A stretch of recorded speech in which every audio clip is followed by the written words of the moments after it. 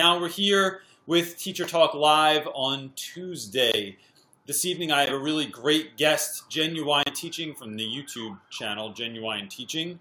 It's not her real name, her name's actually Jen, but she will be joining us in just a second. Before we get started, I just want everyone to know that this show is about answering your questions about teaching and the teacher life. If you have questions, you can go ahead and start typing them in the chat area on YouTube or on YouNow.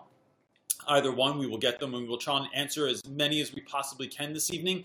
And if you missed this and you're watching the rebroadcast, go ahead and just leave your comments in the section below or your questions in the section below, and we'll be sure to get back to every single one of them that we can. This is also now available on SoundCloud as a podcast. A kid just ran behind me. I don't even know who that dude was. But we are presenting this as a podcast as well, so you can listen to it on the go, and that's awesome too. Let me see. All right, so at this time I'm going to guest Jen in.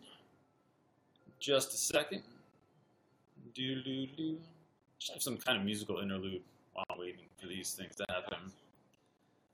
Here she comes. Hey, what's up? Hey, what's going on? How are you? Can you hear me all right? I'm doing good. Good. How are you? I am excellent. We just walked in the door like 10 minutes ago, like set everything up, and now we're ready to keep going. So, that's good timing. Good timing. Yeah. Yes.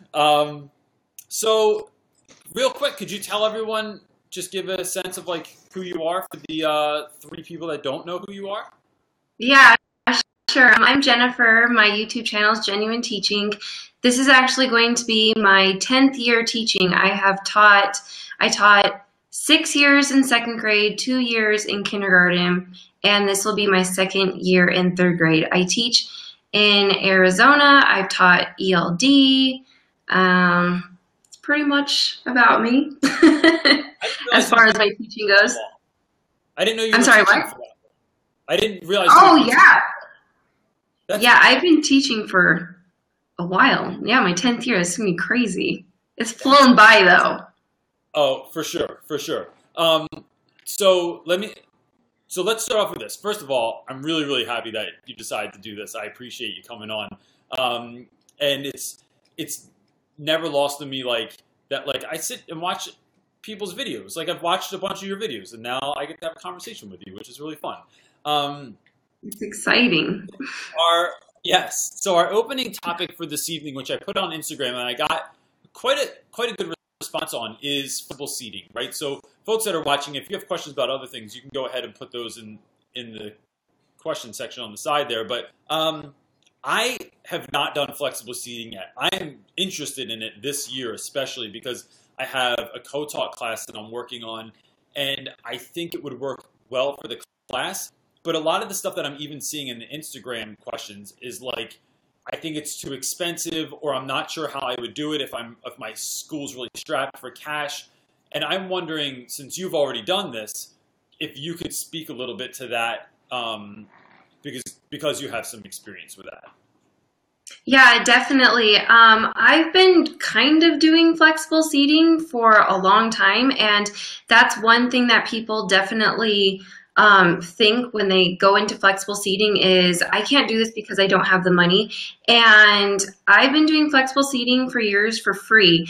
I'm like, okay, do you all have a classroom floor? Good. You can definitely implement flexible seating. The way that I started doing it, I actually started doing it with my 2nd graders, but even more so when I went into kindergarten, and I just saw how much more engaged that the kids were. So for example, when I had the traditional desks or tables and chairs, they would still have their assigned seats, but at certain times throughout the day, whether it be when they're reading a book and I want them to be more comfortable, or when they're writing in their journals, I might say, hey, you're free to sit at your desk if you're comfortable there, but if you want to lounge out on the floor, you can sit on your stomach, you can sit under a desk, whatever you feel comfortable. My only rule is that if you are on task and it's a smart place for you to sit, you can be. So I just started off in kindergarten, 2nd grade, just by giving them that option during specific times of the day, not all day, every day. Just, hey, you can sit in your chair or you can sit on the floor. And surprisingly, most kids pick the floor without even any special seating.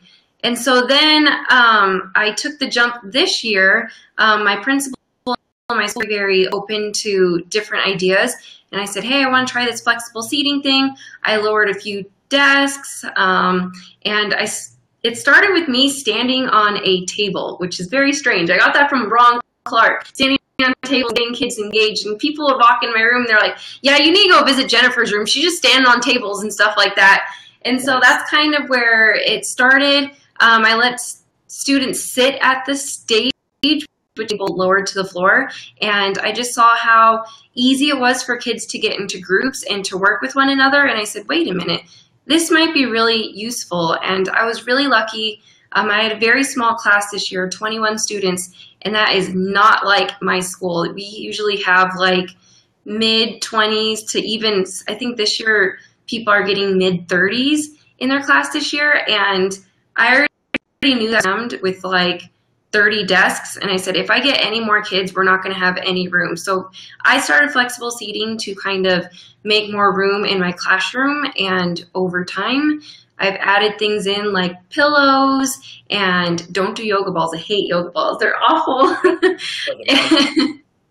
Yeah, definitely. I only had it at my small group table, so it was very structured, but still, I still have, like, when I teach my whole group lessons, they're still in assigned seats because I still need that structure. But when they go off and work independently, they have more free choice. And like I said, I started off with free options of you can sit in your desk or you can sit on the floor.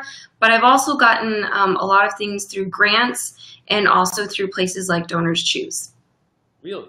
So break this down a little bit for me. Like, when your kids come in the beginning of the day, what does that look like? Like, do they all have a seat or a desk, or just some kids not because of flexible seating? Could you, I don't know, walk through that a little bit?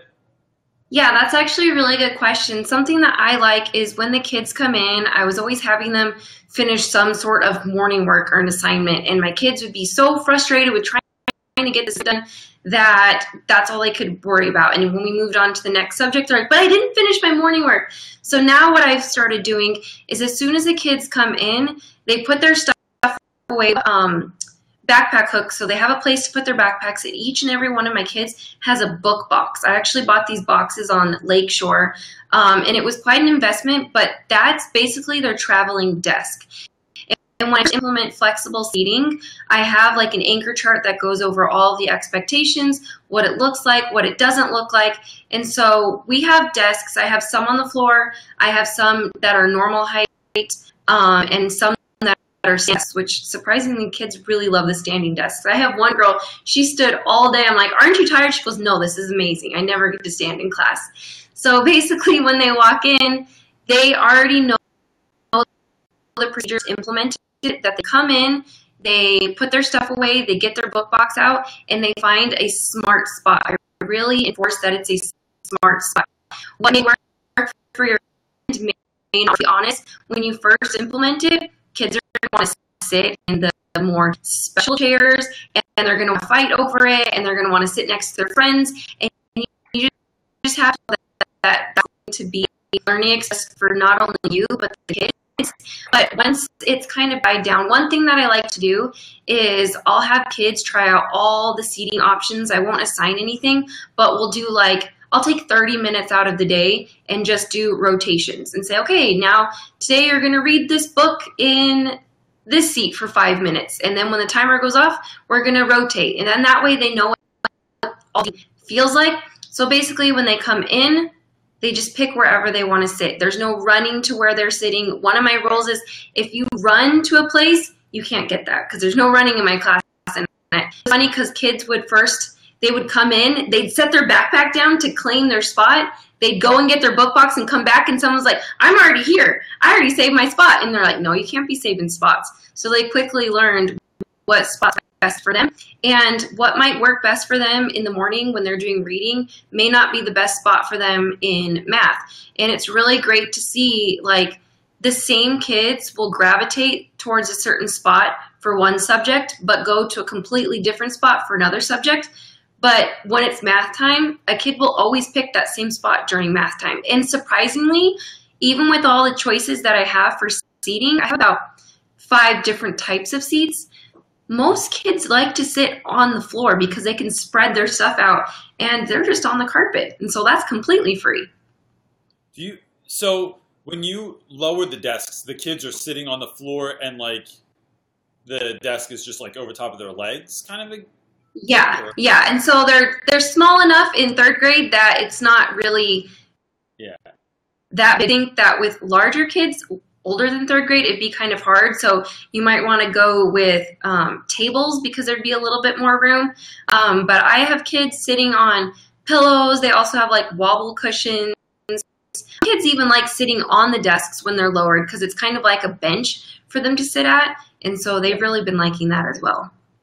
So if someone is starting this year, they are like watching this or they are been looking in the flexible seating and they want to like slowly implement it, or would you like go ahead and start at the beginning of the year, or would you wait until you have like, I just feel like, is that too much to get started on the beginning of the year, or do you think it's a good idea to just start from the jump and put those procedures in place?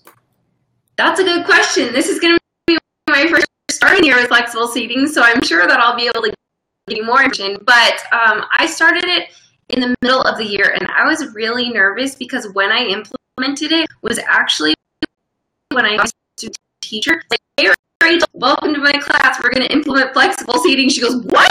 What am I going to do? And I was like, it's okay. We're going to implement it slowly. And so I would say if you're interested in doing it, I would jump into it. Definitely have your expectations. Like I said, I have an anchor chart with all the rules of how they are supposed to treat the stuff, just like any other procedure that I would teach. This is what you do, this is what you don't, and then I have the kids sign the poster so they can't say, I didn't know I wasn't supposed to do this on that certain chair. And so just really setting those expectations from the very beginning. I say if you were wanting to try it out and you're a little nervous, start with allowing kids to sit on the floor, and then maybe a couple months into school, lower one of the tables and have an incentive table, and then see how the kids react to that. And I'm going to be quite honest, I have a hyper bunch coming up, and I'm hoping that flexible seating will kind of calm them down. But it doesn't work. Don't be afraid of those extra desks or those extra chairs, because what works for one group may not work for another group. Okay. So one of my friends, Kate, is saying that your feed is really glitchy. So I'm gonna drop you, and then I'm gonna guest you right back in to see if that. Okay, sounds good. Okay, cool. All right. Let's see. It looks weird with me just on the screen. I feel like it's odd not having someone else on there. Let me guest her back in, and then hopefully that solves the problem. Let's see.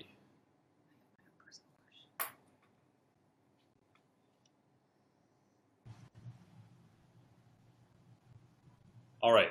Can you hear me? Yes, I can hear you. Okay, let's go. And in Arizona, it's monsoon season, so I don't know if there's a lot of really dark clouds out, so I don't know if it's going to start storming, and if that has anything to do with it. Oh, that's really interesting. And we have awful internet up where I live. If you couldn't tell last week with Charlotte's. Yeah. Arizona internet. So my friend Darren Nakakihara, there you go, Darren. How's that for saying your whole last name? He asked, he said there's more to flexible seating than furniture. You have to change the way you teach. What's your opinion as far as that? So hold on, let me shut the door because my dog is barking. Yeah, good.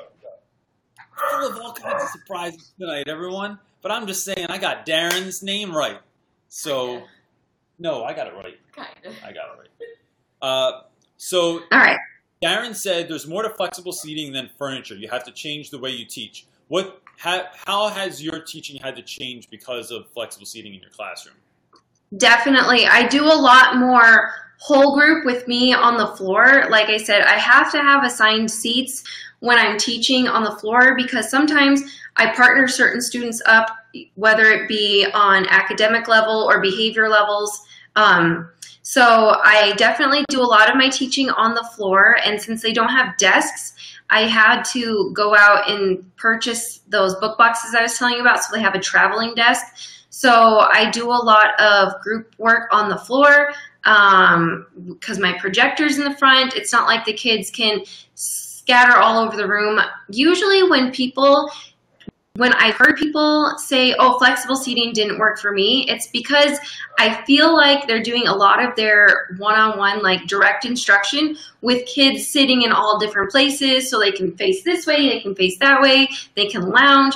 That's a big no-no for me. When I'm doing my direct instruction, they have to be right in front of me, sitting a certain way. I know I have really high expectations, but the kids really seem to do a lot better with that, because then when they're more structured with me, then when I give them that choice to go out and do things on their own, that's where they get more of that flexibility. Yeah, I love it. It sounds fantastic. Katie K is saying, I love this concept, but sometimes parents don't get the idea of new concepts, flexible seating. Everything that isn't normal, quote unquote normal, isn't good enough for their kids. Have you had pushback from parents at all with this?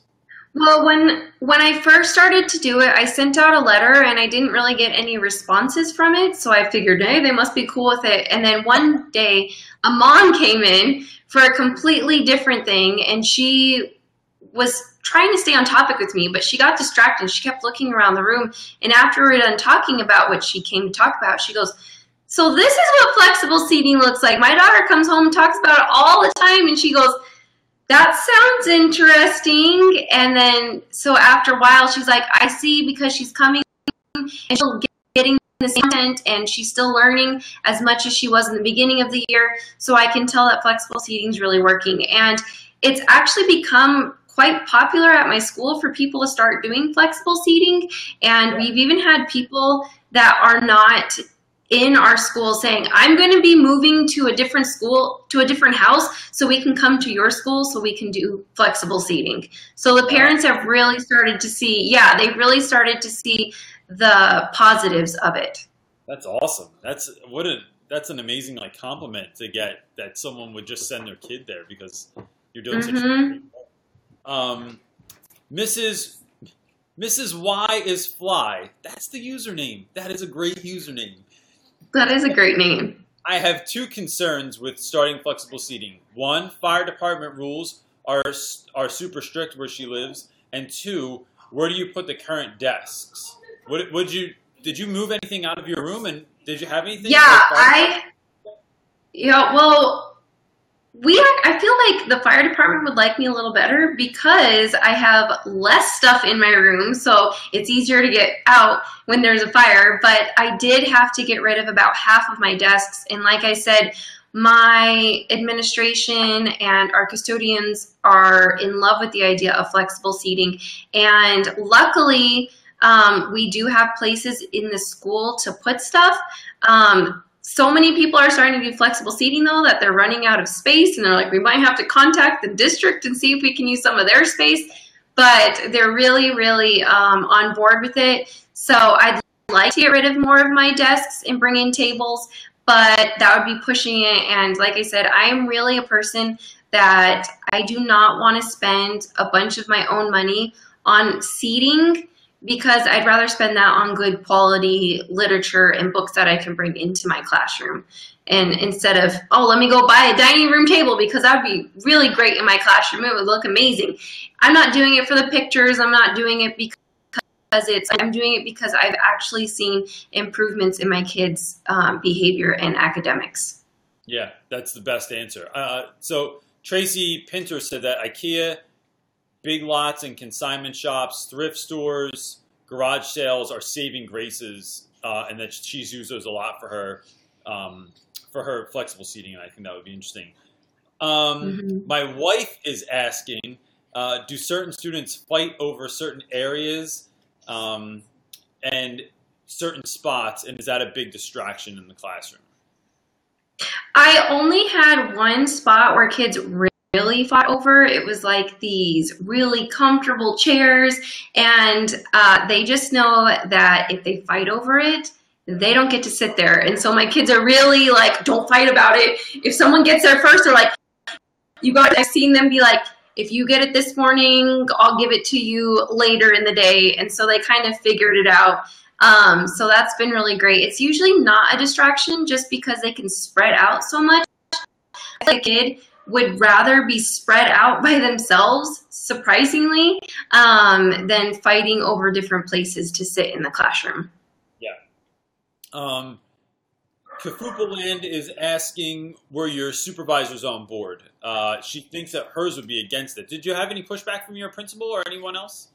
No, not at all. People were actually for it, and they were doing, earlier in the year, they were doing walkthroughs, and my principal said, hey, I really like what you're doing in here. One of our professional developments is going to be touring different classrooms, and I wanted to see if you could be, and she actually started telling the superintendent about what our school was doing, and he actually brought a bunch of business people from around the community to come and observe and see what people were doing in their classroom.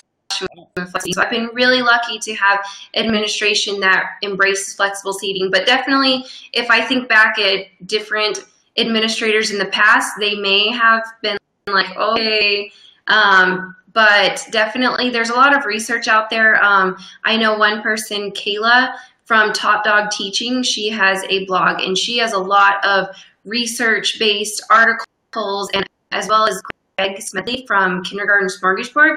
So if you need to kind of get research to back it, I would definitely check out those two people because they have blog posts all about it and how to kind of get your admin on board. Yeah, and because with administration, that's everything. Is like, do you have facts to back up whatever you're thinking about?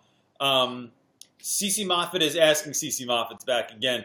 Have you tried classroom transformations before, and if so, how challenging were they? I want to try one in first grade. So, have you ever had any other like big transformations in your classroom during the year, or is this like the biggest thing that you've done? Yeah, I've done like content-based transformations. I know everyone knows Michelle from Pocketful of Primary. She did a football-themed transformation for a week, and she has some stuff that went along with it on TPT. And I was like, I'm going to try that with my kids. And so leading up to the Super Bowl weekend, I have kids that are obsessed with football, like more than I've ever had in the past. So I was like, I'm going to transform my classroom. I went out and I bought tablecloths from the Dollar Tree, and I themed all of our subjects to be football themed. We were learning in math, we were doing multiplication with different properties, and so I had like on little sheets of paper math problems, and I crumpled them up so they could be footballs, and then they had to run to the middle of the room and get a math problem, solve it with their partner, come get it checked by me. When they got it checked, they crumpled it back up and put it back in the middle, and we were playing like the NFL song, and it was really great. So definitely small transformations like that. I think it cost me maybe $6 to get little footballs and the tablecloths. That's the only transformation I've done though, but I want to do more in the future. Yeah. So Teaching Juju has an interesting question, which is, how do you do standardized testing? Do you have to go to a different room, or do you somehow do that in your room? That's a good question. Luckily, our school do all of our standardized testing on computers, so we have laptop carts. So we have 3 different testing rooms, and so I'm just assigned one of those rooms, so I don't have to worry about standardized testing. I do, however, actually, she had to go to a different teacher's classroom that didn't do flexible seating when they did standardized testing. So when we're doing full-on standardized testing, we don't do it with flexible seating. When I'm doing my normal testing during the school year, I do it in my classroom, and it actually cuts down a lot on kids wanting to peek over, because some kids are over here and some kids are way over there and they're not by each other. So it actually ends up working a lot better too. That's really interesting. Was there another one? We'll get to that. Sorry, I'm looking at 2 questions at the same time. Karen Sanchez said, I'm worried about the whole class engagement using flexible seating. It feels like this is more for independent work. I don't. So, but you said your whole class engagement is like you make all the kids sit in front of you and you're all together, right? So like Yeah. is that completely cut down on it? I mean, so maybe compare that to when you had all your students sitting in their desks. Do you feel like one's better than another? Are they more engaged doing that? I think what I always had to come to the floor, even when I had tables and desks, because I feel like when I'm right there with the kids, and it doesn't matter what grade I've taught second, kinder, third. I haven't taught the older kids, but I feel like I would still do something along the same lines. Is I feel like when they're right in front of me, I have them more engaged, and I feel like even if I did still have desks or tables, I never really did my direct instruction with them sitting at the desks. So I've always had them come to the floor. So I don't really know any different, but definitely I feel personally that flexible seating is meant more for individualized work and especially group work. So they'll have a lot of room to collaborate with one another. You know, it's funny, like, even when I think of how sometimes when my guys come in and I teach, for those of you that don't know me, I teach at all boys school in Philadelphia. So my guys will walk in the room and I will sit in a desk instead of like standing at the front. And I feel like the level of engagement is not always better, but it's just different. Like what we're doing is like having a conversation all together. And I'm not like lording over them by standing in front of the classroom like this authoritative figure. I feel like I'm accepted as like one of the group instead. So it's not just me kind of dictating the conversation. It's all of us having this conversation together. And I love that. And sometimes like I wish I could kind of start class like that more. And also what that will lead to is instead of me like leading the conversation, I'll just pick a kid and have him stand in the front sometimes. And so what flexible seating is making me think of is like just trying to change the dynamic sometimes and how that can, I don't know, it just puts the kids in a different mindset so they can do stuff. One of the things you said though that I thought was interesting was that the kids pick different spots for different subjects. So I wonder have you heard anything from students as to like why they would pick one spot for reading and a different spot for math? Well, I know that I've had kids talk to me about like places that they choose for different times of day. So maybe that has something to do with it. Like one girl said that she'd rather stand in the morning because it helps her wake up, and in the afternoon she's like, I kind of want to just sit on the floor while I'm doing my writing. But it's also nice because when we're doing something like reading a book, they'll kind of want to go to a more comfortable spot, but when they're doing math, they don't mind standing up and sitting at the desks that are on the floor just because they feel more focused. And that's one of my really big things is not just, hey, come into my room, it's a free-for-all, we have fun seats, it'll be great, we'll be the cool classroom. Like, that's not why we do it. We really teach them, like, if I'm at home, I have so many different spots to sit. I may want to sit on the couch one day or lay in my bed and read a book or sit on the floor. So you just kind of need to know what works for you for what activity you're doing. And maybe one day you're not feeling so great and you don't want to be standing all day. And so I think it just depends on the time of day and just kind of their moods as well.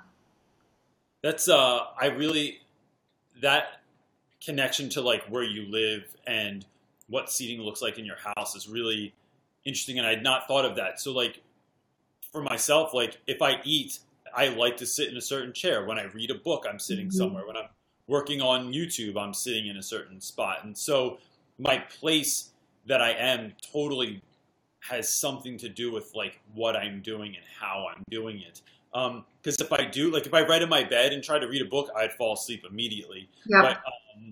But if I can sit in a chair, I feel far more comfortable and like in that right space. So that's cool. Detroit teacher asked, I have a question. Does this put soft pressure, in quotes, for your colleagues to change to flexible seating if they don't want to? Do you feel like other people have felt pressured to do flexible seating? I mean, I don't know. I don't think so because a lot of I think the great thing is secretly people have always been a little bit interested in it, but they've been really afraid to jump into it. I'm the complete opposite. I'm going to try something, and if it fails, it's okay because at least I tried it. And so I think it's nice for them to get different ideas from people. And so I think it makes them feel a little bit less pressured because they were like, well, I really want to try this, but I don't know if it's going to work. And I really want to do it, but I don't think that admin's going to like it. And I'm not brave enough to ask them if we can do it. So I think it's put less pressure because there are still people at our school that's like, nope, I'm going to use a desk. I'm going to use a chair. I appreciate that you're trying to do that. And another question that I've gotten in the past is, well, if so many people are doing flexible seating and so many people are not, I feel like it's about 50-50 at this point. They worry about the kids going from one classroom that does flexible seating to a class that doesn't do flexible seating or vice versa. And honestly, it goes back to those expectations and those routines. The kids don't do flexible seating when they're in computer class. They don't do flexible seating when they're in library. So the kids know how to sit in desks and chairs, and nobody looks down on anyone for doing flexible seating. And for those of us that are doing flexible seating, we don't look down on those that aren't doing it. As long as you're doing what works for you and you're comfortable and you're teaching the kids and you're there for the right reasons, it really doesn't matter if you want to do flexible seating or not. So I'm just like, if you want to try it, cool, I can help you. And if not, I totally get you, because I'm also that person that's like, I need rows, which is why I have them sitting in rows when we're on the floor in assigned seats. So it's like I have a mixture of both. Yeah,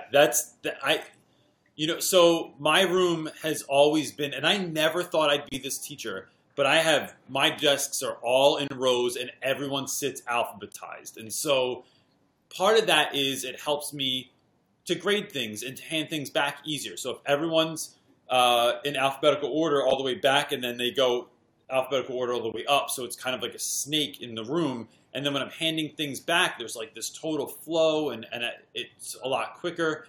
And I'd say to people that are starting out, the longer you stick to a routine, you might think, I'm going to do this for a year or 2 years or 3 years. Or one of the things I hear all the time is like, once I'm tenured, then I'm going to go be the teacher I always wanted to be. Then I'm going to be nuts. And I think, no, that's nonsense. You're not going to be. You're going to teach for 3 years. You're going to get stuck in your ways, and it's going to be too much to change then. So, even if what I'm thinking about is like, I have sort of like inadvertently done flexible seating where I have my desks in rows, but I also have like a couch in my room. I do let kids sit on I have these big giant windowsills in the back of my room that the kids use as benches. I have pillows in my room. I don't know where they came from. They just showed up one day and I just went with it. Hope that like nobody had bed bugs or something like that. But and then the kids like lay on those. So I think it wouldn't be such a far stretch for me to do it. So I'm interested to talk with the thing is I am co-teaching a class this year. So I'm sure she will love it. I love that I constantly talk to my invisible wife. It is sounding more and more intriguing. Rebecca Williams said, this is for me. Would you ever consider doing elementary education? What is the highlight regarding teaching high school students? I'm gonna turn this question to you too and ask you why you picked the grade that you did. But for me, it was I love kids of all ages. Like I know some elementary teachers teach elementary because they're like terrified of high school students, and vice versa. I work with high school teachers that are like, I can't stand little kids. I just love working with kids. I could work with any age. I think what high school for me was about was I just felt like there was this age range of 9th grade, 14, 15-year-olds that were changing, were growing into new people, and they weren't sure how to navigate that all the time. And I really love literature also. So I think that those two things worked really well together. I can pull a lot of themes out of literature, a lot of lessons, and then try and like, excuse me, like connect the kids' lives to those in a number of different ways. And so I think that was my major connection, was just like the love for literature and like the connection with that particular age. But I mean, sometimes I just kind of like dream about what would it be like to teach. You know, I loved fourth grade. I loved seventh grade. What would that be like?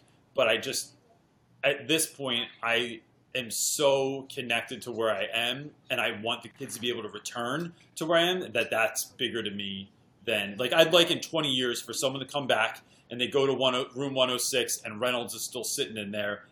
That kind of legacy is enough for me to stay exactly where I am. But why did you pick your fourth grade? Third grade.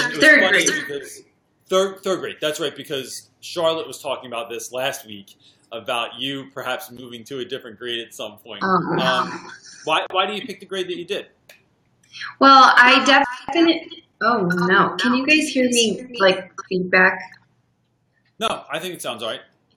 Okay, well, if not, if it goes crazy, I can always get a pair of headphones. But anyways, so I knew that I wanted to do actually third grade. It was my favorite grade growing up. I knew I wanted to be a teacher when I was actually in kindergarten. My favorite teacher was actually a kindergarten teacher, and I remember going up to the office and helping and saying, my teacher needs some copies. And so I just loved doing that, and all throughout elementary school, I loved school. I was like, I'm a third grade teacher. I'm going to do this. And then as I got older, and I got into middle school and in high school, and I was like, I'm still going to be a teacher, but maybe I want to teach English, and maybe I want to be a high school teacher. And so I always went back to my first love of teaching the younger grades, because that's when I fell in love with learning. And I just went and I got kindergarten through 8th grade bachelor's. But I'm definitely open to teaching any grade. I thought I would never teach kindergarten in my life, and kindergarten is definitely a different world, and it's not necessarily for me, but I still loved it. And so I wouldn't say that I would never leave elementary. I've really considered trying middle school, and people are like, if you do middle school, might as well try high school. So I'm definitely open to everything, but right now I'm really happy in third grade and the elementary ages, kind of for the same reasons. Like once you're there, you're there. And it's just kind of, it's good knowing the age that you're with, because then you can say, oh, that you're struggling with this. I have all this background knowledge to help you with that. And if I were to teach a different grade, I would be like, I'm not afraid of you, but it might take me a little while to figure you out. Yeah, that's important. And I think, I wonder, so one of the things I was thinking about today, I was talking to a colleague about, is this idea that like, when you start teaching, you don't always get to pick what grade. You get to pick a range of grades that you get to be in, but you don't necessarily get to pick, like say, hey, I want to teach 4th. You might be certified from K through 6th, and whatever job is open is what you get. So I feel like I was lucky enough to get the grade that I wanted, but when I went into my current school, I had to teach some senior classes also, and I didn't like that so much, just because, you know, if you're a freshman and you struggle with reading or writing, I feel like I can help you. But when you're in 12th grade and you're still struggling, it's like getting you ready for college is a much bigger jump. And if the kid's heart isn't in it, then it's really hard to do in just like that 1 year amount of time. So it gets tricky. Tracy Pinter asked, just out of curiosity, have any of your schools gone paperless and or one-to-one online textbook curriculum? If so, what do you use? Do you have any? I mean, I feel like your schools are crazy enough to do something like that. I laugh. Go ahead. I laugh because we don't even have Wi-Fi. We're like a 21st century school that focuses on like collaboration and communication, and they stress like, yes, technology is important, but I'm like, I can't really do all these cool things that people talk about because we don't even have Wi-Fi. So I came from a school down in Phoenix, and we had Wi-Fi, we had smart boards, we had teacher computers. Like, I remember last summer when I started teaching at the school district, someone asked, like, hey, when do we get our teacher laptops? And the district just started laughing at us, and they're like, what are you talking about? You don't get any laptops? And we're like, okay, this is a different world for me. So definitely, I'm not saying that we don't use technology, because we definitely do, but with no Wi-Fi, it makes it really hard to go to paperless. And I'm really excited to see what's coming up for our school district this year, because we're actually implementing Google Classroom. So I've been trained in all the Google apps.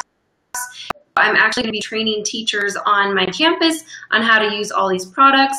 Luckily, we do have laptop carts, and the laptop carts have Wi-Fi just for the school laptops. So it'll be very interesting to see how we make this switch to more technology in our schools. Totally. I mean, we are not paperless. We're far from it. So in our school, which runs 9th grade through 12th grade, the 10th, 11th, and 12th graders all get Chromebooks. The 9th grade do not. I'm not really sure of the reasoning for that. So everything that I do in class has to be on paper. I can give assignments that require kids to use computers, but I can't expect that everyone has a computer at home or that everyone has internet at home that at least that's reliable. And so not even every student has a phone. Sometimes I make the mistake of assuming that all of my students have phones, and I'll say, like, hey, take out your phone and look up this or do this.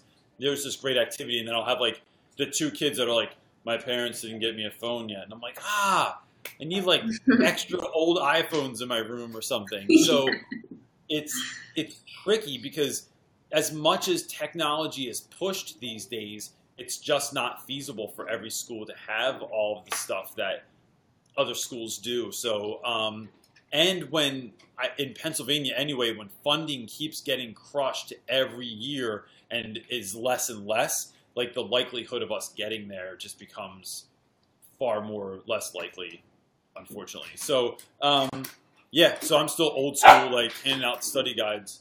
Here goes my dog. Every week, my dog starts making noise at some point. And there goes my wife dealing with my dog behind me. Okay, I locked my dog out of the room because he was barking. Yeah, this is what, well, yeah, he ran out. I gave him a bunch of peanut butter, and that apparently. Jennifer Smith said, I'm moving from elementary to 9th grade. What are some general traits of 9th graders? Oh, this is to me. Madness. General traits of madness, moodiness. A lot of kids smell sometimes because they're figuring that situation out. And they are, one of the things I love about 9th grade is, especially in the beginning, one of the things I just love, period, about 9th grade is they're not grown yet. Like, these kids were just little kids a second ago. So they're not like complete grown-ups like they were. Like, a lot of my 12th graders and 11th graders, there's actually something that happens after 9th grade. During that summer, everyone's voice drops all of a sudden. Everyone comes back to school with a mustache. They're much calmer. They're more into being cool. And in the 9th grade, I can get kids to do things like we read parts of Merchant of Venice to music so that, like, to set the scene, or when they read journal entries in class, I'll play music over them. So it's kind of like, if I feel like their journal entry is like adventurous, I'll just play this music behind it, and they go with it. And when I try and do that with older grades, they just look at me like, Reynolds, this is the dumbest thing. I'm not doing this. This is so stupid. Because they all know that I'm like a total goon all the time, and so it's harder to get the older kids to kind of go with that stuff. But I feel like 9th grade, if you start right in the beginning of the year, you can get those kids to do all kinds of crazy stuff in school.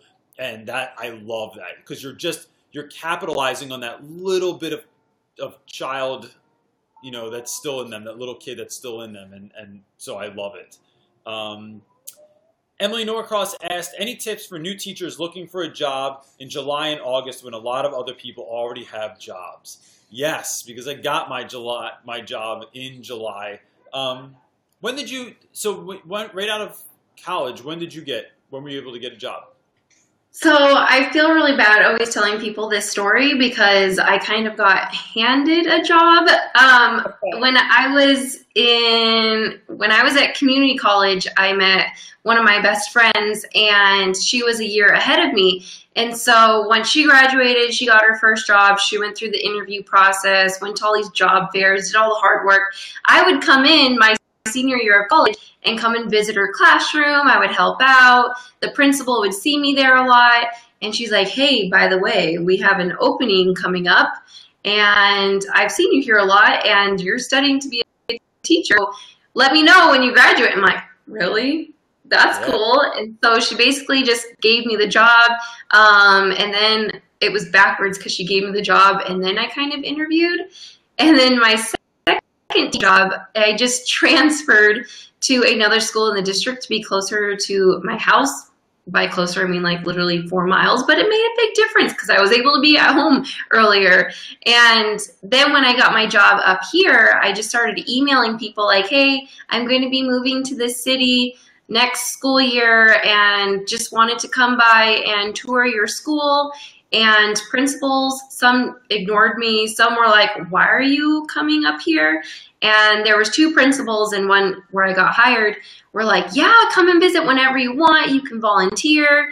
And then when it came time for interviews, I actually had my interview in February, and it was great because she had me teach a lesson before the interview part. So instead of being super nervous, I went straight into the lesson, and I got to be myself around the students. And then after the lesson, she goes, so do you have any questions for me? We really want to hire you, basically on the lesson that I gave her. So I feel like I've had it pretty easy as far as finding a job, but getting hired in July, what was that like? Yeah, so I always knew what kind of school I wanted to teach at. I knew that I wanted to teach somewhere that at least, and this has changed a little bit, but largely I wanted to teach at a school where I felt like I was needed, right? Where like other teachers maybe wouldn't always go, or where there were other teachers that were struggling that I could become a part of the community and we could work together, right? Like I didn't need to just be like the great hope that showed up in school, but that's where I started interviewing. Was like I would find schools in like Camden, New Jersey is like consistently like rated like one of the most dangerous places in the country. And so I thought, yeah, man, I'll be able to go there and get a job. And that's just what I did. But the funny thing is that same year, I went to a very affluent district as well here in New Jersey. And I got that job, but that's not where I really, really wanted to be. I wanted to be at this other school in Camden. And they were like, all right, we just need you to come in and sign this contract and we'll get started and you'll be teaching here. And I kept not going. And then like after 2 days, they were like, are you coming up to the school to sign this? Like, we want to hire you. And like, this is like a big deal. And I was like, actually, like, I'm really, really like, I'll be there as soon as I can. And as soon as that call came in from the school that I wanted to be at, I just called and canceled the other job. But so I feel like schools like that, you can show up in July and August because they're always looking for people. I think a lot of times it depends on where you're looking for jobs. And what I would do is, and I think my friend Darren talked about this the other week, like be prepared to not get a job also, right? So, and what that means is like, maybe look for volunteer opportunities or think about tutoring, but like, how are you going to keep your hand in the teaching profession and working with kids and dealing with content? What if you don't get a job? Because one, that'll help you pay your bills, and two, it just keeps you in that place. Because I've known too many people that have like not gotten a job. They got a job at like, I don't know, like Lowe's or something like that, and then they just never left because they like fell into that pattern. And then it's like you went to school for 4 years for no reason, and now you're like, working at Lowe's, which is fine if that's your choice. But if you're just doing it because you couldn't find the thing you really wanted to do, I think that's what I would just kind of warn against also. This name, Naturally Niani? I hope I got that right. I appreciate your Good question, but I'm having, I'm not good with names. I say this every week, multiple times. I'm not either. It's okay. Sure. I am a SPED co-teacher who has taught 6th through 8th grade math for 4 years. Now I have an 8th grade math reading split. Reading help, how do I prepare? So, if it's a co-taught class, do you ever, I'm trying to think of how I would want to put this. Like, do you have something that you feel like you're better at in your classroom? Like, are you better at math or reading? And I want to get to this question, but I'm just trying to break this down for a second. Yeah, I definitely do. Strangely enough, when I first started teaching, I felt like I was not so good at teaching writing. I love writing, but for some reason, the school districts I've worked in, we never had like a solid writing curriculum. So I was kind of making things up as I went. And so one year I just said, look, my focus this year is going to become a better writing teacher. Now, obviously I didn't neglect all the other subjects, but I was like, I'm going to work on one thing and become really good at it. Now it's one of my favorite things to teach is writing. So I definitely think that I am stronger in writing. I also like teaching science. So I don't know if that's because I personally enjoy those subjects more, or if it's just because I've made a point of that's my weakness. I want to make that not so much my weakness. Yeah. So how did you go about getting better in that? Like, where did you look? Did you go to school? Did you just look online? Where were some of the avenues that you went down to do that? Definitely looked a lot online to see what was out there. When I first started teaching, teachers pay teachers out there, but not that great. Yeah. Also, Instagram didn't even exist. So I went to my coworkers.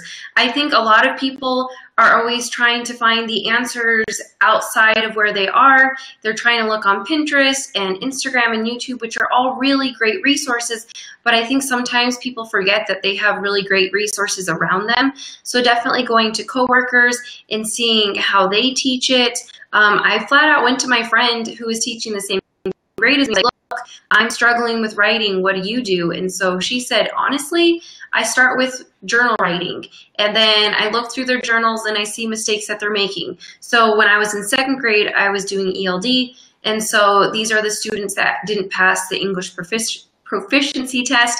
So they were struggling a lot on just grammar. So I would say, okay, today we're going to focus on complete sentence. So I do a quick mini lesson on what's a complete sentence, what isn't a complete sentence, and then I'll say, in your journal writing today, I'm going to be looking for complete sentences. So it can be anything. Like in kindergarten, I said, okay, I'm going to be looking for spaces. Let's teach you what a finger space looks like, and when you're writing today, I want you to use that skill. So I started there, started really simple, and then over time, I got more training through Lucy Calkins. We did that in our school district, and it actually became a writing trainer for my school. And so then I got to get more training from the state, and so the state came to train us, and then we trained our staff. So just over asking people at my school, getting trainings through professional development, and even just reading books has been a really great way for me to learn just how to become a better writing teacher, but just a better teacher in general. Yeah, I feel like there's so much more online now than there was when I started teaching. I used to use this site. I don't even know if it's still available. Harry Wong, the guy that wrote like the first day of teaching book or whatever. So he had this website where there was a small discussion board on it, and teachers would leave lesson plans on there. And so I would just go in and like read through. I would look up anything that said great or awesome or best in terms of like, if someone said this is the best lesson on this that they ever taught, and then I would just look for everyone's best lesson. I think a lot of new teachers make this mistake of trying to recreate the wheel and doing something new just so they could say they came up with it, when there's so much stuff online. I mean, I wish the YouTube teacher community existed when I first started teaching, because I would be watching videos like crazy, and I've seen tons of YouTube folks, like content creators, just make videos just because someone asked them to. Like, hey, could you talk about this in your next video? I'm really interested in it. And, you know, that to me is a resource like just did not exist when I started teaching. So I think to teach reading or math or anything else, like, yeah, just start digging through the internet. And there's a lot there. But eventually what you can do is find something that really connects with the kind of teacher that you are, and then you just take it from there. I would not try to recreate the wheel. But you can take those things that you find from someone else and like remold them and make them so that they work for you too. So that is the craziest looking. All right, so the screen moved and my wife tried to take a picture. But Cat, I'm sorry. Cat P. No, that sounds weird too. All right, so Cat Pinyao said, Jennuine Teaching. Do you teach at a public school, a private school, or a charter school? And how do you feel about the current controversy over charter schools? I teach at a public school, and that's actually a really so I teach in a smallish city. I don't live in like a super small town, but I don't live in a huge city anymore. It's kind of like somewhere in the middle. And up here, I didn't realize how big charter schools are. And so I know that in my community, our public school, our district is actually the #1 employer for our entire city. And so it's definitely a big public school system, and people are very supportive of public schools. But then you have this group of people that are all for charter schools. And I've heard, I've never seen, but apparently some of the better known charter schools have like stood around our public schools like during Meet the Teacher Night, handing out flyers saying, you should try out our charter school. You should come here. And I'm like, first of all, is that legal? But so I don't know much about charter schools. I do have a friend that did work in charter schools, and she didn't have very good experiences, but those were just for personal reasons. But yeah, I don't work in charter schools. I work in public schools, and like I said, the only thing I've heard about charter schools up here is that they're trying to take our kids from the public schools, and we're like, don't take our kids.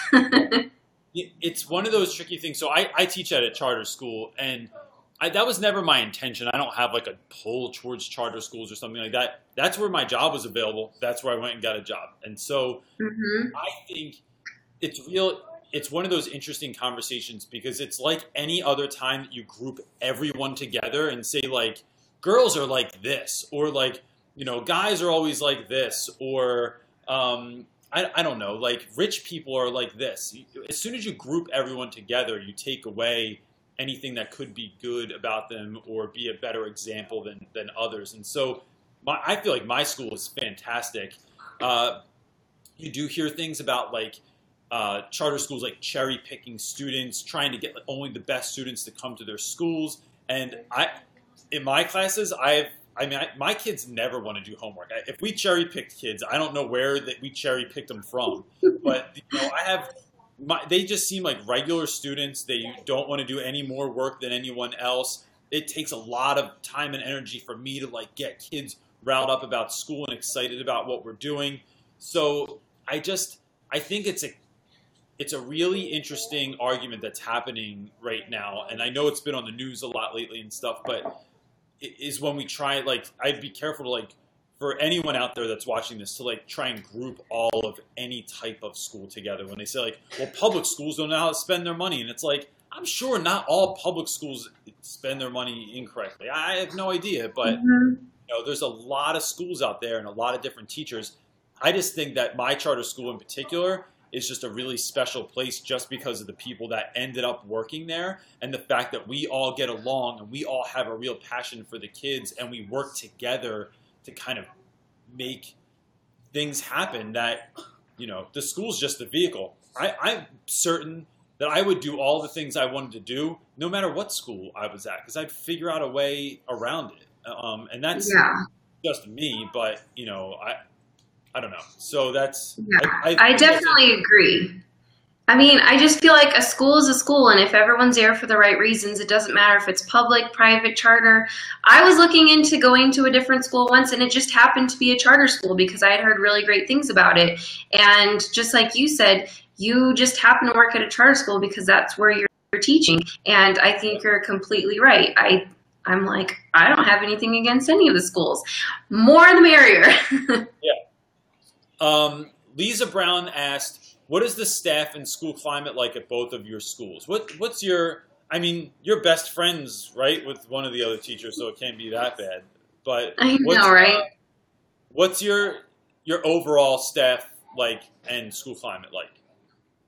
I really like the school that I'm at. I got very lucky. Schools in the past, you always have those groups of negative people that you stay away from, and you always have like those cliques. And my school doesn't have any of that. It's the first school that I've been at where, at least publicly, I mean, I don't know what people say behind closed doors, but when we're all together, it feels like we're a big family. Everybody's really positive. People like to joke around when it's appropriate, but people are very, very serious when it comes to their job, and everyone's there for the right reasons. There's not one staff member that's like, oh, I had to come into work today. Like, everyone's always smiling. I always get comments on how happy the kids are looking. They're like coming to class to smile, and it's not just in my class. It's when kids are coming on campus. They're coming to campus with a smile on their face. And I definitely feel like it's because all of the teachers and staff members really get to know the kids. And even the people in the cafeteria and our custodian, he knows the kids and he knows like their stories, and everyone gets to know every single kid. And I really like the environment that I'm in. Yeah. You know, it's funny. I think individual teachers don't necessarily think of how much they can impact their school's climate. Like, I just decided that I was going to have a great experience at the school that I'm at now. So when I was in Camden, it was a much different environment. There were tons of teachers there that like didn't necessarily like, they didn't love teaching. It didn't seem like a passion anymore. It seemed like they could just sit in the classroom and hand out worksheets if they wanted to. And then there was another part of the school that were like really gung-ho about everything that we were doing. And I just decided to make a little group of people, and we just had the best time that we ever could. I mean, like, it was so fun working with them. And that's who I focused on, because like you said, like, every school is going to have those groups of negative people, whether they're quiet about it and they just kind of it's like a passive-aggressive existence, or they are very vocal about it. And the school that I'm at now, I just lucked out that I have, at least in my hallway, really positive people. Like, and I get away with crazy, weird stuff that I do in the hallway when I'm like shooting kids with water pistols, or I like blow bubbles in the hallway, or I'm doing, I don't know, I have like this fake mouse on a string that I pull down the hallway, or I have this, here's a tip for you new teachers. If you take tape and you fold it back on itself so it's not sticky when it's touching your fingers, you can let that tape glide off into anyone's hair that you want, and the kids will never have any idea that you just put tape in their hair. And so I do this stuff all the time, and everyone knows that if you are walking around school with tape in your hair, it was Reynolds that did it. And they all know, don't tell anyone, even if it's your best friend, because it's hilarious. And I just get away with that kind of stuff, but I really think that brings a lot of value to everyone, because it just takes the seriousness out of what you're doing, or the drudgery, or it just, I mean, blowing bubbles in the hallway seems really stupid and somewhat childish, but it breaks everyone's reality for a moment. And the kids initially, I've said this a ton of times before, they initially hate the bubbles. They get aggravated that there's bubbles in there. Like, Reynolds, what are you doing? It's so stupid. Why are there bubbles? And then the next class, when they walk by, I like break them down, and they can't help but like pop a bubble. And once you pop a bubble, you can't not pop 3 more. And then it becomes madness, and I go back to my classroom and leave that in the hallway. But I just think that the climate's really good where I am, but I think I participate as someone who like helps it to be that way. And I think all teachers can have that impact on their schools and make it something that they want to show up to every single day. I agree. Let's do, let me see. Let me do this one. Kaylee Nicole asked, so we're at a little over an hour. You want to do a couple more questions? Are you good with that? Sure, I'm good. Awesome. Kaylee Nicole asked, she said, I struggle with my firsties on wanting to write. Any ideas other than writing topics that they would like? So any ideas on like, on how to get kids to write instead of just doing writing topics? Yeah, I love giving just journals, just giving them a journal, whether it be a composition notebook or just a bunch of paper with a construction paper cover. And I literally just let them write about whatever they want. Now, obviously, in third grade, it's a little bit more structured because I'm getting them ready for the standardized testing. But the kids love just being able to write about whatever they want. One thing that I do, especially when I taught the younger ones, when they're like, I don't know what to write, I don't have any ideas, I literally just gave them a heart map. It was a piece of paper with a heart on it, and it said my heart map. And so the very first lesson that I taught in writing was draw all of your favorite things inside of the heart. It could be your favorite color, it could be your family, it could be your favorite food, it could be your favorite hobby, your favorite TV show, whatever. They don't know what this heart map is for. They're just like, cool, I get a whole time to just draw and write about whatever I want. And then you stick it in their folder or somewhere that they have access to it. And then when you give them time for writing, they're like, I don't know what to write about. You could say, you can pull out your heart map because I know there's tons of stuff that you love. And so they can say, oh, okay, I can do that. It was my 7th year teaching, and it was by far the hardest year of teaching. And there was this one little boy, he did not want to write about anything other than trains. His favorite character was Thomas the Train, and all he wanted to write about was trains. And at first, I was like, you can't write about trains all of the time. And I was like, wait a minute, Jennifer, is he wanting to write? Yes. So then let him write about trains. Now, obviously, when there were times where I had to do an assessment and they had to write on topic, it was a little bit harder to get him to write. But when he had that free writing time again, he was like, yes, I can write about Thomas the Train. And instead of just drawing a picture of railroad tracks, by the end of the year, he was writing a few sentences about his favorite train, and he added color to it. And that was great for kindergarten. Yeah, I love it. You know, one of the things that so I have a 7-year-old and a 9-year-old, and they were younger. One of the ways the teacher would get them to write is by having a picture at the top of the page, and they could draw a picture about anything, right? Or she would say, like, draw a picture depicting this. And my son loves drawing, so he would draw the picture, but then you would have to describe it below or write a few sentences about it. And it was like, all right, well, I'm already excited about this thing that I made, and I want everyone to know about it. And so then he would write it, and it wasn't such a chore because he was like pumped about the drawing that he had already made about whatever it was. These kind of go together, I'm being told. It says, Ruby Vega Reynolds, do you give homework? And Maria Rodriguez said, I'm also curious if Jen gives and what she feels about homework. I do give.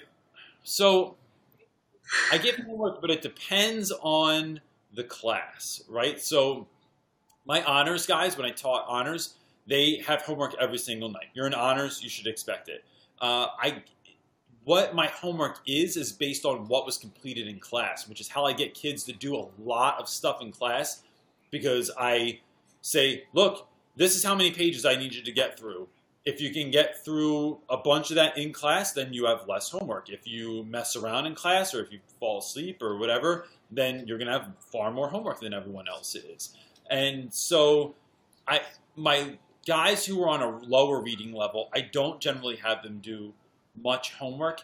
One, because I think I legitimately think the school day is harder for them. We get in at 8 and we go, if freshmen have mandatory after school programs, so they don't get done till 5. And some of my guys take it hour and a half to get home. So the idea of you getting home at like 7:30 and eating dinner with your family, and then it's 8 o'clock or whatever, and then what, like you're going to go do homework? I just think that that's awful, and that you should have the free time at home. You should, I mean, I really don't like that my school day is as long as it is sometimes, because I feel like students should have their own time to study things that they are interested in, or spend time with their family, or I don't even care if you're playing video games or whatever you're doing, but you need to have time that's your own to be able to recuperate. And so I think homework pushes too much on students sometimes. So for me, it depends on the class and on what we're doing. Like, am I giving homework for homework's sake because it makes me look like a really good teacher and like I hold my students to high expectations, or is it bringing my kids down? So it really, really depends on the class and the kids. What do you give homework all the time, or how do you feel about that? I hated homework when I was younger. I would literally like come home, watch TV, do all this stuff, and then it'd be 8 o'clock at night. I'd be crying as an 8th grader. I'd be crying saying, why can't I be done with homework already?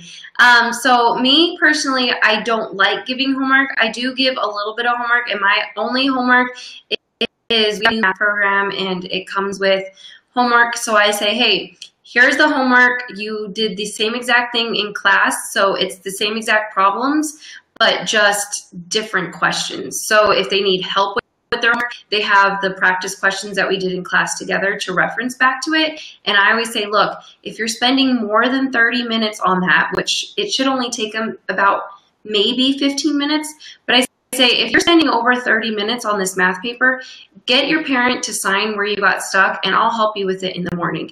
And that's the only homework that I assign. And then I encourage kids to read at home. But as far as like giving reading logs or assignments for them to bring back, I don't require that. I say, hey, if you want to go home and read a magazine, read a magazine. If you want to read the back of a cereal box, read the back of a cereal box. If you want to read super simple picture book to your little sister when she's going to sleep, do that as well, because I want them to know that reading isn't a chore. It's something enjoyable, and it's something that they can do to learn. So if they find a article online about Pokemon and they want to read it, all for it. I love Pokemon, so go ahead and read what you're interested in. So for me, if it were up to me, I would just have kids reading at home, because I tell them, guys, you're not going to be a little kid forever. It's going to go by fast, and you want to spend as much time with your family as you can now. Yeah, that's a really good point. I love that you said spend like a set amount of time and then kind of cut that off, because I'm just thinking of how, like, not all students, you might think that that one assignment is going to take students no more than 20 minutes or 30 minutes at night, but some students it might take 10 minutes and they're done and they're out the door. Other kids might be sitting there for an hour and a half, especially if you have kids that have like issues with ADD and they're home and their medication is worn off and they're having a hard time like focusing in on what they're doing. It's going to take them forever, and then it's just frustrating and it makes them hate learning. So I think there's a lot to that idea of like saying, here's what I want you to do for this many minutes, do what you can, and then, you know, we'll take it from there, or reassess maybe. You know, sometimes I won't give all of my students the same amount of homework. Like some kids, I'll give a little bit less, or I think they're really grasping the material, so I'll like secretly like cut it down. Or if I feel like they worked really, really hard that day, I'll like secretly cut it down, or like slide them a homework pass or do something like that. I had a question from Tracy Pinter, asked, is your admin supportive of your antics? And I like that Kafupo said something to the effect of like her admin would not be down with that at all. Here's my thing. In a lot of ways, I ask for forgiveness over permission.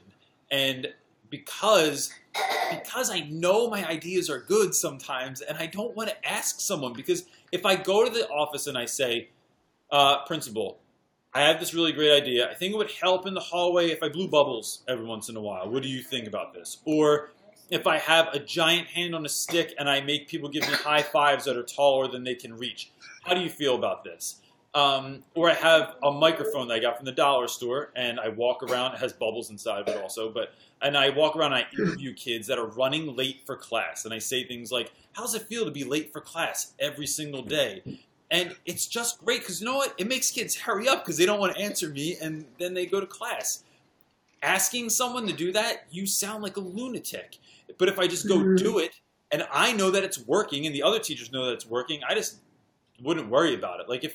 And plus, I never would fear getting fired. Like, are you seriously going to fire me for blowing bubbles in the hallway? Or, I mean, maybe shooting kids with water pistols, but like, definitely not like giving high fives or something stupid. Like, I just would rather, I'd rather, honestly, hear that reprimand from someone. Like, I'd rather get pulled into the office and be sat down, had to have a talk about something like that. Cool. Let's call it there. We're at 1 hour and 15 minutes, and I think that's enough. Sounds good. Great. You knew like so much stuff about flexible seating, and I didn't expect that conversation to go that long. But it Me did. either. I didn't, that was like supposed to be like a question or two, but I think we really hit like we hit a point there for people. And I had almost nothing to say about it. So thank you for hosting the first 40 minutes of the conversation. It was awesome. Cool. So next week I have, who's up next week? Oh, so next week I have Teach Mr. Reed, who has been on the news, and he makes these music videos. He teaches 4th grade in Chicago, and he just finished his first year last year. So I'm really interested to have someone come on that has not been teaching for very long. So he raps and like makes songs about teaching and stuff like that. Something that I have no expertise at all in. So I'm looking forward to that. Jen, thank you so much for being on. I really, really appreciate it. Thanks for having me. All right. It was a lot of fun. All Jen's stuff will be linked below. Jennuine Teaching on YouTube. And that's that. Thanks a lot. I appreciate you coming on. All right. Bye. Thank you. Guys, if you've made it this far and you're still listening, I would say that if I did not answer your question or if Jen didn't answer your question, go ahead and leave it in the comment section below. I will 100% get back to you on that question and answer anything you want to talk about. If you heard something and you'd like to go a little bit further, you can leave it in that section as well. If it goes a little deeper or if it's a little bit more private about a particular situation going on at school, go ahead and email that to me and I'll 100% get back to you about that as well. If you want to check this out on the podcast, go ahead. And like I said, next week we'll have Mr. Reed, Teach Mr. Reed on here. I'm very excited to speak with him. And that's that. Thanks for tuning in, guys. Peace.